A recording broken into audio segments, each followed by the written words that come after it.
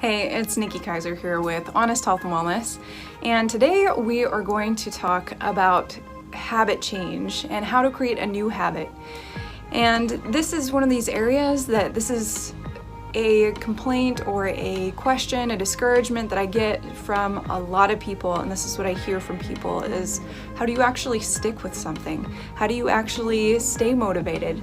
How do you actually be consistent? And so that is what we're going to be talking about today, my friend. And so let's dive in.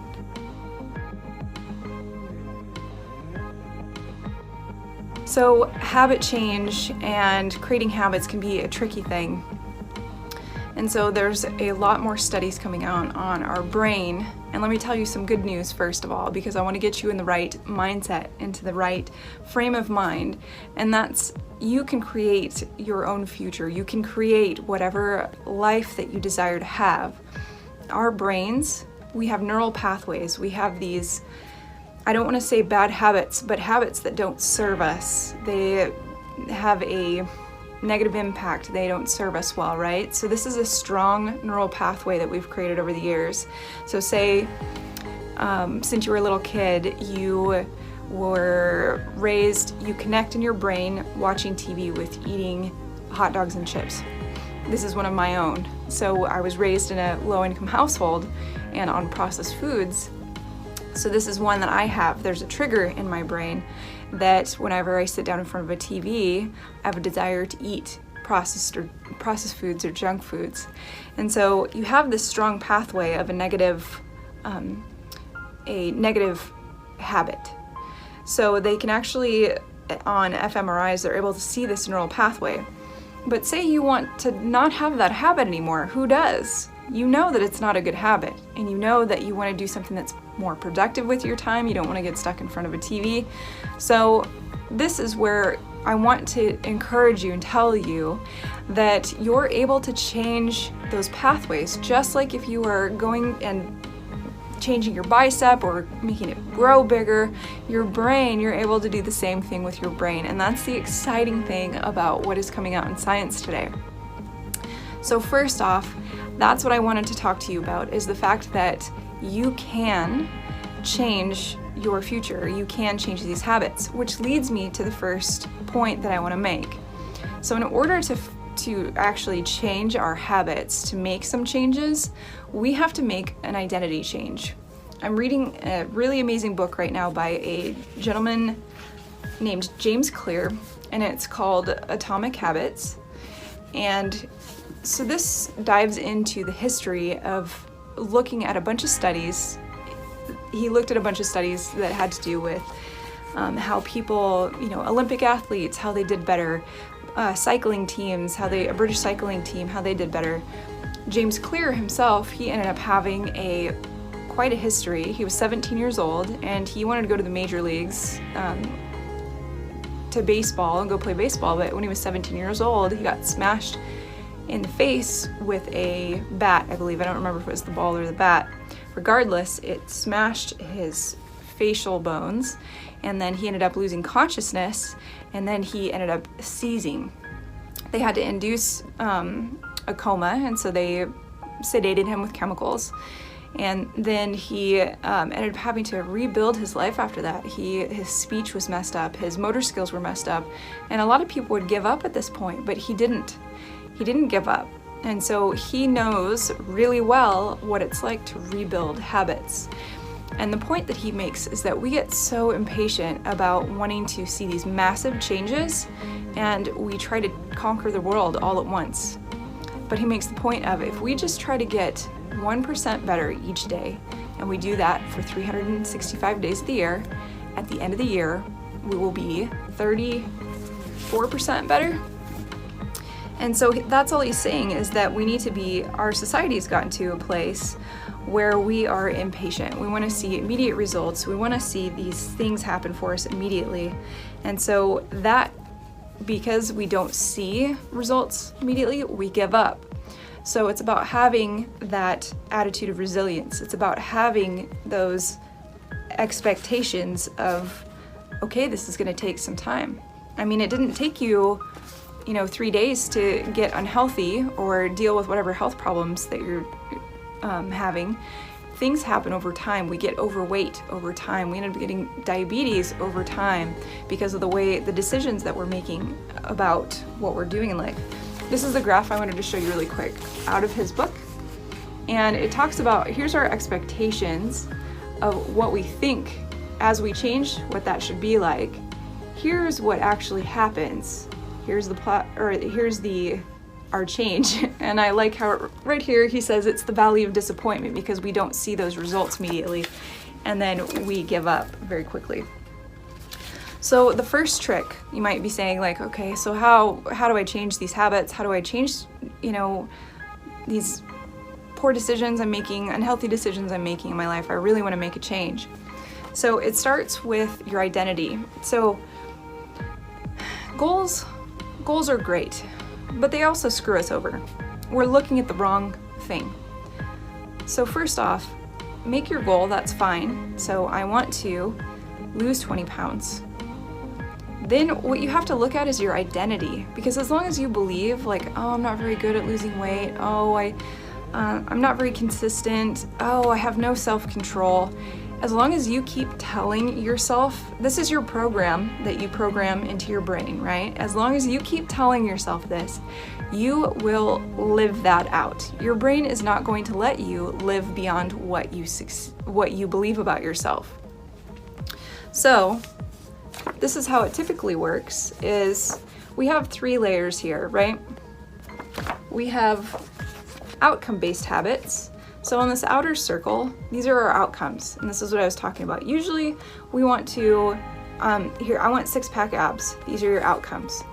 The center circle is our process. That's how we decide to do things. So this is, I set my alarm clock in the morning, I get up and I make a cup of coffee, and then I go put my gym clothes on, and then I go to the gym. And then this center circle is our identity. So when we are basing it on outcome, it's outcome driven for ourselves. If we trip up, it feeds into our identity, right? And so we're proving to ourselves, oh, I screwed up and I had sweets, so I'm a loser, I have no self-control, I'm never gonna be able to do this. So what we need to do is switch over to a mindset of identity-based habits. Because what happens is when we start telling ourselves, and again, so center circle is identity, middle circle is process, how we do things, and then the outside is our outcomes. So we need to start changing that program in our head and telling ourselves, I am a consistent person. I am a healthy person. I am a gym rat. You start telling yourself this, and then also focusing on your programs and making things so that they're not as difficult.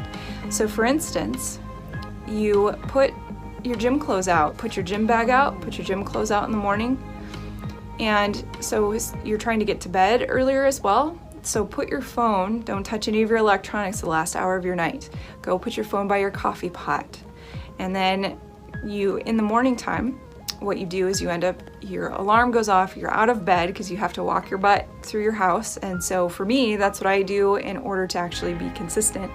And so I go shut my phone off, I have my coffee, I go get my gym clothes on. You make it as easy for yourself as you possibly can. We're eliminating obstacles to make implementing a new habit as we possibly can. So as you change your process and you get rid of obstacles, it becomes easier to implement these habits on the outside. So this is a twofold type deal. So on the outside, you have your outcomes. So as you go to the gym more often, as you work out more often, as you eat healthier, and you're actually implementing these habits, it does feed back into your identity here. And you're proving to yourself and creating a record in your mind that I am healthy, I am a gym rat, I am consistent, I do eat clean foods, I don't binge on sugar. And so it's that revolving circle. Oh, here, look, I even created this for you. So it's about changing identity first, working on that, and then you're creating a case for the type of person that you are. Think about, and how do you know what type of identity you need to change to? So what type of person, you can sit down and write your goals, and then you end up saying, okay, what kind of messages do I need to feed myself? If I want to go to the gym, whether it's snowing, raining, whether I am busy or something threw me off my schedule, maybe my kids made me start my day late, that is where you decide, okay, so real, true athletes, what kind of identity do you think those athletes have? Write those down, and then those are the types of things that you need to start saying to yourself.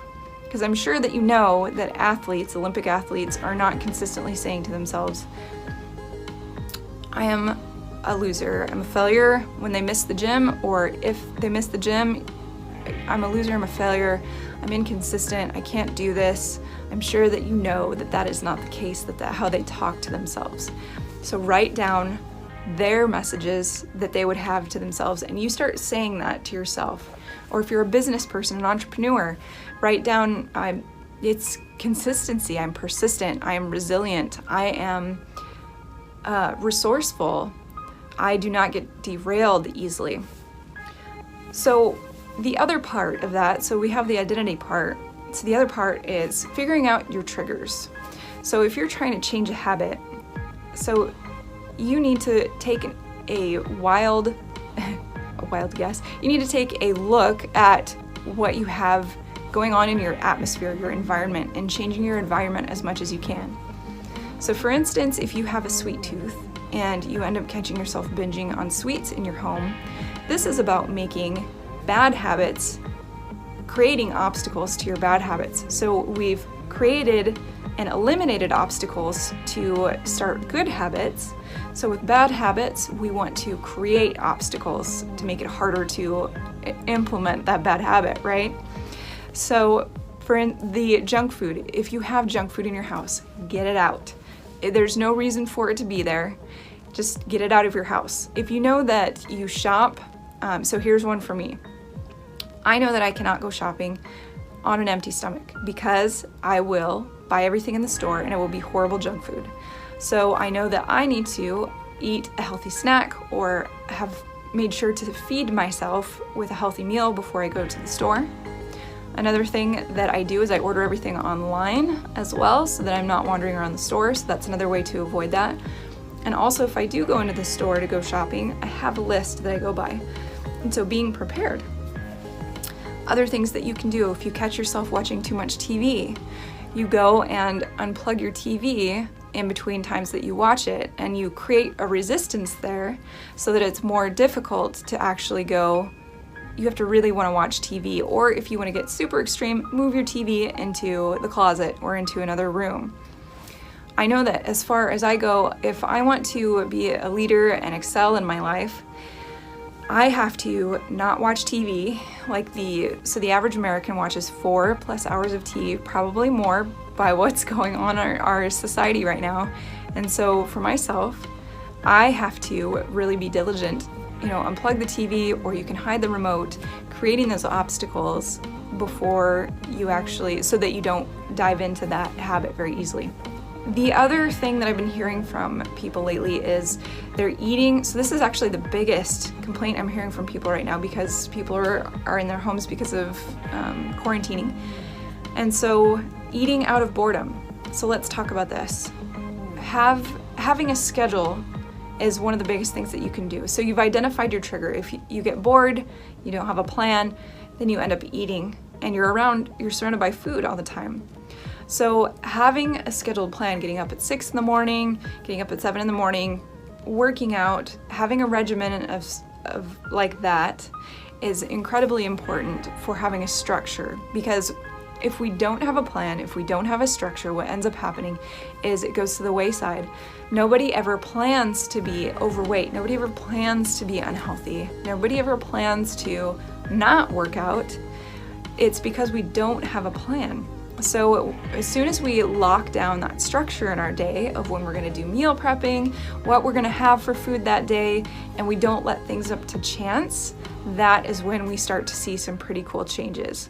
All right, my friends, so I challenge you to up your level, up your game. If you're really wanting to make some changes, if you're really wanting to lose weight, if you're really wanting to get healthy, if you're really wanting to get fit, get those abs, feel better, have more energy, some changes need to happen, my friend. And so I challenge you, first of all, make your goals. Who is the person, what would you be saying to yourself if you were that person that had achieved these goals? So changing identity, start working on that, because it's a repetitious thing that we have to talk good to ourselves all the time and get ourselves reprogrammed. Then the next thing is identifying your triggers. Find your triggers, and what I want you to do is create obstacles that make it harder to indulge in those triggers and those habits, the negative habits. Then I want you to eliminate and get rid of obstacles that to the healthy habits. So if you're working out at home, put some weights out, put a yoga mat out, put things so that it's in front of your face, and create new triggers for yourself. And so obstacles for the bad habits, eliminate obstacles for the good habits. And then as you start to implement these things and do them more and more, it's proving to yourself that the identity that you have, that you're giving, your new identity that you're giving yourself, is in fact true. And our brain always wants to be in alignment. Our actions and our brain always wants to be in alignment with what we believe in ourselves. And so that, my friend, I hope this helps you today. I hope this serves you. Please, if you have any questions, let me know. If you have any comments, please ask. And also, I would highly recommend, I'll put a link in this blog post, but Atomic Habits by James Clear. Very great read, and it's very eye-opening and full of hope, and I really encourage you to pick it up at Amazon. And before I forget, I have a great resource for you. So there is an ebook in here. It's called the At-Home Survival Kit, and this is going to help you implement a schedule. It has recipes, clean eating recipes in there, and home workouts, and some practices for stress and meditation. And so I wanted to create a free guide, something that would help you during these times. So don't forget to pick that up. It's down below this video. And so let me know what you think. I always want to help and to serve, and so I can't wait to get your feedback. Have a wonderful day, my friend.